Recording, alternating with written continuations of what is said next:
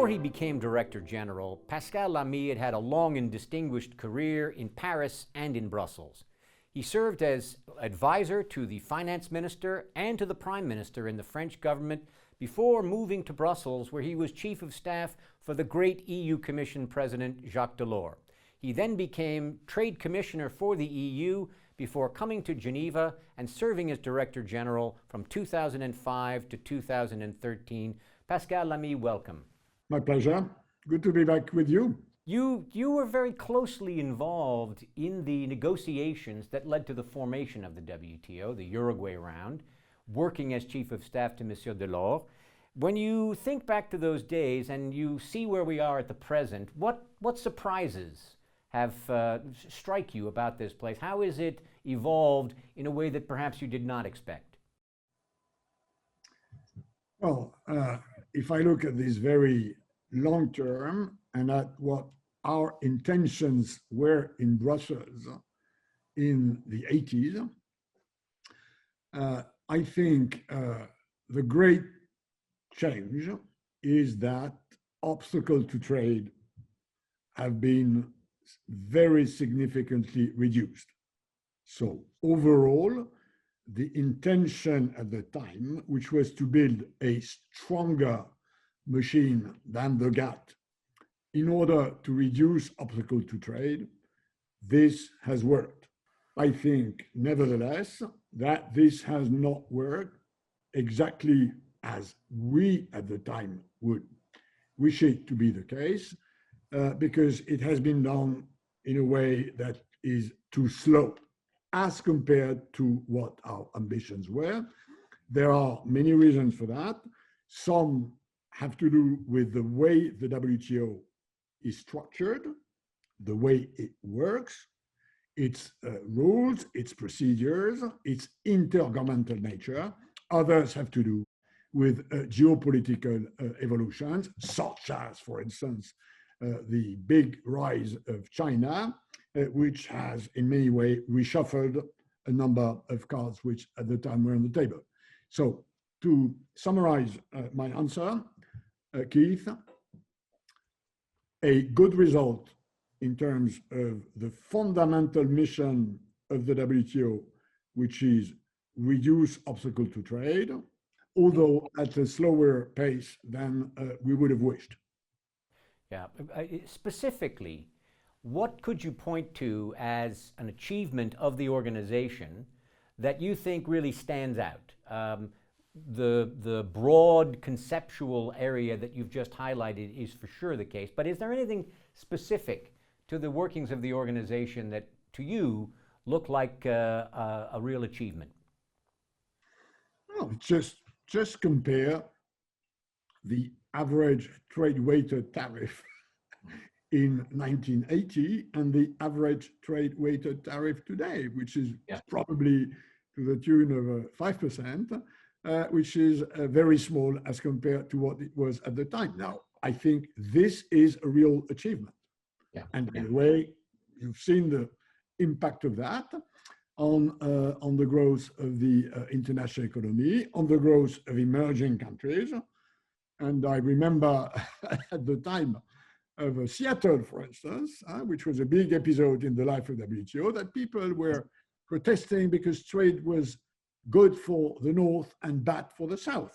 I mean, looking back to where we are now, if anything, the problem is that many people feel it's been great for the South and not that good for the North.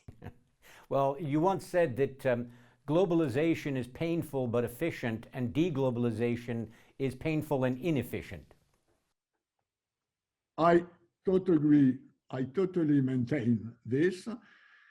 And as you know, I'm participating in many conversations about COVID, trade, the world pre-COVID, the world post-COVID, and it remains my fundamental view.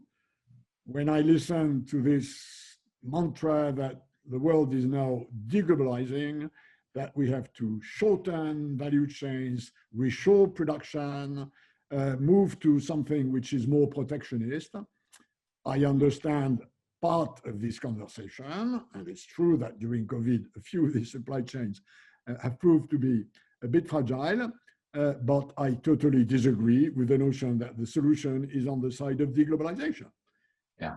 Deglobalization, I maintain it, is efficient, because if you do something better than I do, and you do something better than you do it with better trade, you will localize where you have a comparative advantage. I will do it because the people on your side who do what I do better than you do will have a problem, and the other way around. But overall, it is efficient. Deglobalization will raise the cost of production, hence create problem for some. It will be inefficient and just as painful. We've had for the last few years a real big way attempt to deglobalize. Look at the result. It simply did not work, and the results are pretty poor. Just to pick up on what you've said, I want to come back to some of these achievements and your personal perspective. There seems to be a common theme that people in the developing world have a much more positive view of trade and globalization than those in the developed world. Well, even in the developed world now, we are seeing pretty positive polling numbers for trade. Why has this support seemingly among the masses not translated into greater political impetus to reform the trading system? Well, I think the reason behind that is fairly simple. Trade opening works, creates efficiencies, creates growth. This is the WTO mission. This is an issue with the global economy, with global trade, with global governance. But what you do with these efficiencies, the way you share these efficiencies, is something that is done locally. It's not done globally. And the reality, and this is what the numbers say, is that in the North, the benefits of globalization have not been properly shared. Trade opening did not work for the benefit of all, which is, by the way, why I took as a title of a small book, which you should know, Keith, which was called the Geneva Consensus. The subtitle was Making Trade Work for All. Right. The reality is that it has worked, but it has not worked for all on the northern side, whereas on the southern side, it has worked for all because the benefits of trade have been much better spread, although inequalities have increased in the south as well as they have in the north. The size of the pie has grown much more in the south, which is why there is this discrepancy. And what does COVID mean for this trend? Does it accelerate the trend? If I have to summarize the geopolitical consensus, the world post-COVID will be like the world pre-COVID, but worse. I think we are heading to very difficult years in international cooperation. The COVID has increased the East-West divide between US and China. The COVID will increase the North-South divide because the consequences of this pandemic on the economy of poorer countries will be catastrophic. We, I think, do not realize properly at this stage how catastrophic it's going to be. And, you know, I've been in this international business for what, 30, 35 years of my life. I've never seen such a low level of international cooperation. So in many ways, COVID increases challenges, notably on the health sanitary precaution side. And we know that we're not out of the woods and that other waves could come. And it has made the resolution, the addressing these challenges more difficult. So the world post-COVID, including trade-wise, is bigger challenges and lower capacity to address them because of very poor international cooperation. Well, you've mentioned a concept that I remember you've touched on for many years, but you've given it the name precautionism. This is something that is rising across a wide number of different areas of activity, human activity. Can you explain a little bit what you mean by precautionism? Of course. I think we have to understand that for 20 centuries, obstacle to trade mostly came from the desire to protect producers from foreign competition. This is protection. This is protectionism. You protect your producers from foreign competition. What I've named precaution and precautionism is not when you protect producers from foreign competition, but when you protect your people from risks. This is the growing part of obstacle to trade. The old world was about tariffs and subsidies and quantitative restrictions, with the GATT and WTO have been broadly, properly dealing with. The new world of obstacle to trade is with regulatory discrepancies that have to do with health, with safety of food, with pesticide residues, with size of bumpers, with data regimes, with how much of a clearance you need to market a drug, with what you need to show as competence to become an architect or an accountant. These are real obstacles to trade, not because they are intended to protect producers, because the impact of them is that it's more costly to address them because they are so different. So this is the world to come. I mean, my own thumb calculation is that as opposed to this 5% average tariff, which we have today, the average cost of reaching out to a foreign market and adjusting to its precautionary regulation is 15%. Yeah. So the cost of precautionism is 3 times the cost of protectionism. The problem being that A, you do not reduce the precaution. Nobody is going to reduce the precaution to open trade. So you have to deal it with very differently, and you have to harmonize or mutually recognize these collective preferences that precaution represents. This is a very tough thing to do. This is the thing we will need to do in the coming decades. Whether the WTO, by the way, is fit to do that is an open question. But I think this is the thing we should consider for the future.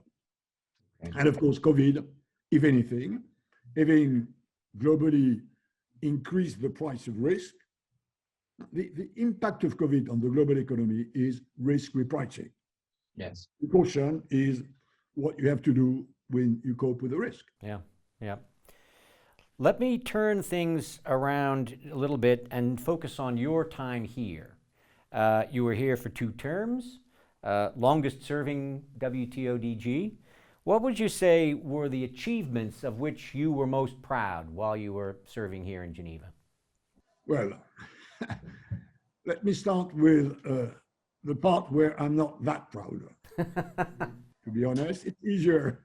You know, I was born in a sort of a Christian environment, so you always have to start with your sins, and then maybe now, not that I think these are my sins, but I think my main regret is that we could not conclude the Doha round or open the conclusion of the Doha round in July 2008 when we nearly got there. Yeah. Reality, as we all know, is that at the very last minute, after years and months and weeks and days of negotiations, yeah, we nearly got to opening the road for the final conclusion. We missed it because of a bloody agricultural safeguard issue. It was not a big issue. It was a small issue. It just happened that at the end of the day, everybody would agree to that, except US and India, which was the straw that broke the camel back. And I've always thought that maybe if I had drafted this safeguard clause a bit differently, or if I had a better relationship with the US trade negotiator or with the Indian trade negotiator, or if I had properly prepared a conversation between them and their boss at the time, it might have been better. I have a question mark on this. I mean, most people will believe that the DG is not really the one that is decisive in this sort of, because when you have the US trade representative and the Indian trade minister disagreeing, that's their problem, that's their deed. But I do have a question mark. But those numbers that came forward, those were your numbers. And you carefully thought them through and you presented them, and they were debated for at least 2 nights, through the night. The thing did not fail on my numbers. Yeah. It failed on whether a safeguard clause specific in the case of agriculture, because agricultural markets would have been more open, which for some justified the fact that in case there is an import surge, we would have a specific safeguard clause. It was a small thing, to be frank, compared to the rest of the agenda, compared to what it would have meant. It was a small thing. Negotiations very often succeed or fail at the end of the day on a small thing. We all know that having done 99% of a negotiation is nothing if the remaining 1% doesn't work. So that's a reality. Now, moving to things I think, did reasonably well. The first one that comes to my mind is certainly the way we coped with the 2008 crisis. Yes. When it happened, expectations everywhere would be that we would have a sort of repetition of what happened during previous global crises, a big surge in protectionism. We knew that. We expected that. We reacted. One of the important lessons of the Great Depression, which we must not forget, is that protectionism and economic isolationism does not work. What is needed in times of crisis is to enable consumers to purchase more for less. And the temptation to shut our borders does exactly the opposite. I'm very grateful that the leaders of the G20 at the time, George W. Bush, Gordon Brown, understood as running this G20 that my proposal that they should mandate the WTO to monitor these developments and to create a sort of name and shame system, which, to be very frank, was not in the statutes of the WTO. I'm very grateful that this way of reacting did work and protected the world from a protectionist wave. I think millions, dozens of millions, maybe billions of people benefited from that. And I think it was a great achievement as compared to the challenge. The paradox of this major achievement is that it worked because we overstepped the official mandate of the organization. The second thing which I think we did well was after this failure of the global agenda was picking a few things in this agenda, starting with a trade facilitation agreement, which we prepared during the 2 or 3 years that followed this 2008 deadlock, and which finally came to fruition. I think if you look at the impact of this trade facilitation agreement, which never went to headlines because simplification of customs procedures and harmonization of customs declaration is not something that's shiny. No. The great thing is that it matters for millions of small traders, entrepreneurs, companies, businesses. It did simplify international trade a lot. It still is in the process of simplification. And I think this, in terms of opening trade, not just through tariffs, not just through leveling the playing field in subsidies, not just through washing a market opening in services, it's a very concrete thing, a bit of a nitty-gritty, which had been left over previously because it was not the real thing to shine with politically. I think this was a big achievement. We've talked around the edges a little bit of what it is that we need to start thinking about for the future. And the word reform is kicked around by virtually everyone. It springs from everyone's lips, but it means very different things to each delegation and to each commentator. What does WTO reform mean for you? What has to happen to make this organization better prepared to cope with the challenges we face today and tomorrow? I think the answer to this, the short answer to this question, which could or maybe should be very long, is both on substance and process. Substance-wise, there are topics where we have to address a serious discrepancy between the WTO rulebook on the one side, disciplines, rules, commitments, and the reality of today's trade and economy. It's the case with subsidies. The agreement on subsidies in the WTO is weak. And this has become a big problem because one of the big traders on this planet has 30% of its economy under state control. This coexistence between sort of liberal capitalism on the one side and state capitalism on the other side needs to be addressed. And that's a problem which so far have not really moved forward. The next, I think, substance issue has to do with, in my view, with trade and environment. The connection between these two major public goods, open trade and a better environment. And we know that the environmental considerations have come very much top of the agenda for the last years.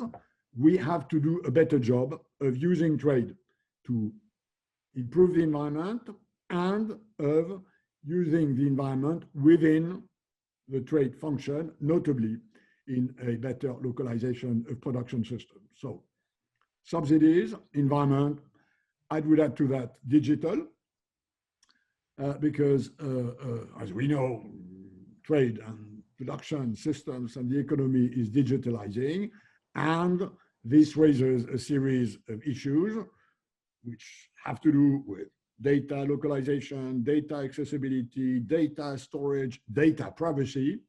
And if so much value lies in data, then we have to address this. That's for the substance part. Process-wise, I've always thought and said, and I keep saying, and I'm probably now in a better position to be free to say it, that we need to rebalance the governance of the WTO, which is unduly tilted on the direction of members and unduly constrains the capacities of the Secretariat. This organization is too much in the hands of its members, this member-driven mantra, and not enough benefiting from the formidable expertise, imagination, capacity of its Secretariat, and this needs to be rebalanced. I know it's a provoking thought for many members of the WTO. We need something which is a bit less member-driven and a bit more Secretariat-driven. It would work much better and be much more efficient. You've often said, and I've always wanted to ask you this question, you've often said that people need to start looking at this as an institution rather than an organization. What does that mean exactly? Well, that's exactly what I meant. An organization is member-driven, does only what its members want this organization to do, and does nothing when the members disagree. An institution is something that, on top of the agreement or the disagreement of its members, has an autonomous capacity to resolve problems, to drive problems. The dispute settlement of the World Trade Organization is not an organization. It is an institution, which, by the way, may be the reason why some don't like it. So in global governance, we need more institutions and less organizations. I think this rebalancing will have to take place. Otherwise, with a fragmented world like the one we have, with divides and fragmentation which are increasing everywhere, we risk moving back in the governance of globalization, which I think would be a very bad thing. As you know, we are now in the process of choosing the next Director General. If you could give a single piece of advice to she or he coming in, what would that piece of advice be? It probably would hold in one sentence. Don't be shy with the members. Don't hesitate to ruffle feathers. They will not like it at first sight, but this is the way you will get results which otherwise you will not get. Pascal Lamy, thank you very much for your time. Thank you for participating, and we look forward to speaking to you again very soon. My pleasure.